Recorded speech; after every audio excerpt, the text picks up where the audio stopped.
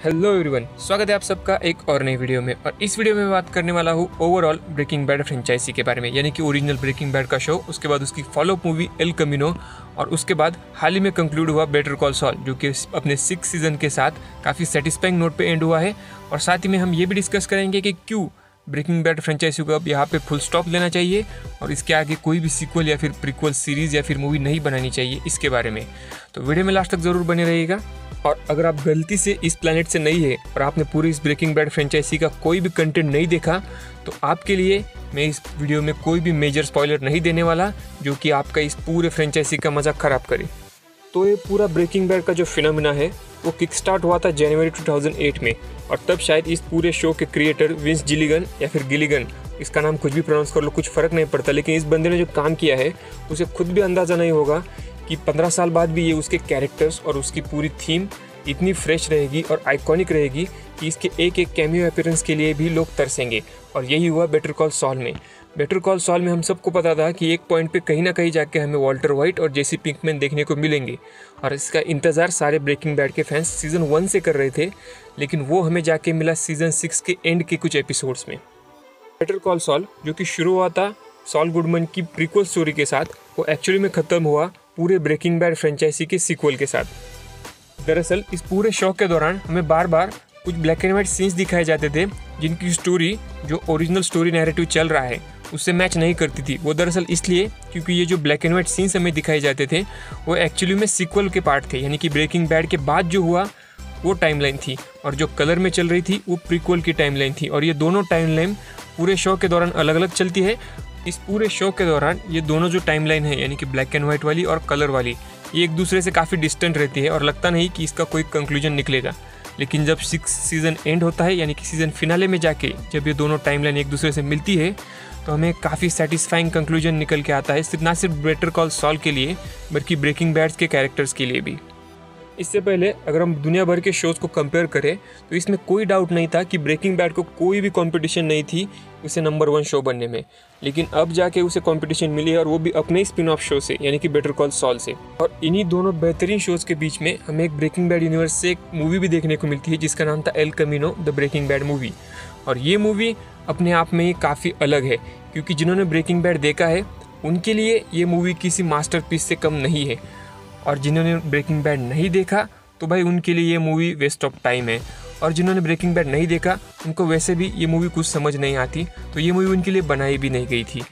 तो 2008 में शुरू हुआ ये पूरा ब्रेकिंग बैड फिनोमिना अब जाके लगभग 15 साल बाद कंक्लूड हुआ है, और इसी बीच हमें टोटल 11 सीज़न और एक मूवी देखने को मिली है। और ये सारा कंटेंट क्वालिटी कंटेंट है, इसमें कहीं भी फिलर एपिसोड्स नहीं है या फिर फिलर कंटेंट नहीं है। और ये सच में एक काफ़ी इम्प्रेसिव स्टैट है जो कि विंस जिलिगन, जो कि इस पूरे शो के प्रोड्यूसर हैं और क्रिएटर हैं,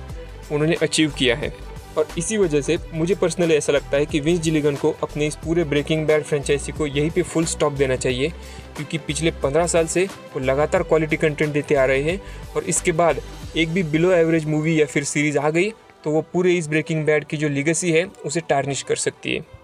उससे पहले एक इम्पॉर्टेंट सवाल ये भी निकल के आता है कि क्या सच में इस पूरे ब्रेकिंग बैड फ्रेंचाइजी में कोई ऐसा कैरेक्टर बचा है जिसकी स्पिन ऑफ सीरीज़ या फिर मूवी हम देखना चाहते हैं? मेरे ओपिनियन में इस सवाल का आंसर होगा नो, क्योंकि भले ही बेटर कॉल सॉल सिर्फ सॉल गुडमैन की बैक स्टोरी वाली सीरीज़ थी, लेकिन इसमें हमें उन सारे कैरेक्टर्स की बैक स्टोरी बताई गई है जो हमें ब्रेकिंग बैड में देखने को मिली थी और जिनकी बैक स्टोरी ब्रेकिंग बैड में एक्सप्लोर नहीं की गई थी, जैसे कि गस फ्रिंग या फिर सालामंकाज या फिर पूरा कार्टेल, जिसके बारे में हम ब्रेकिंग बैड में कुछ भी नहीं जानते थे। उन सारे चीज़ों की और कैरेक्टर्स की बैक स्टोरी हमें बेटर कॉल सॉल में काफ़ी अच्छी तरह से और कम्प्लीटली दिखाई गई है। तो मुझे नहीं लगता कि और किसी कैरेक्टर की बैक स्टोरी हमें एक्सप्लोर करना बाकी है। हालांकि जायनकार्लो एस्पासिटो, जिन्होंने गस फ्रिंग का कैरेक्टर प्ले किया है, उन्होंने हिंट जरूर दी थी कि गस फ्रिंग को कैरेक्टर के बारे में ऐसी बहुत सारी चीज़ें हैं जो अभी तक एक्सप्लोर नहीं की गई, और वो उसकी बैक स्टोरी भी हम दिखा सकते हैं। लेकिन अब मुझे इसके चांसेस काफ़ी कम लग रहे हैं,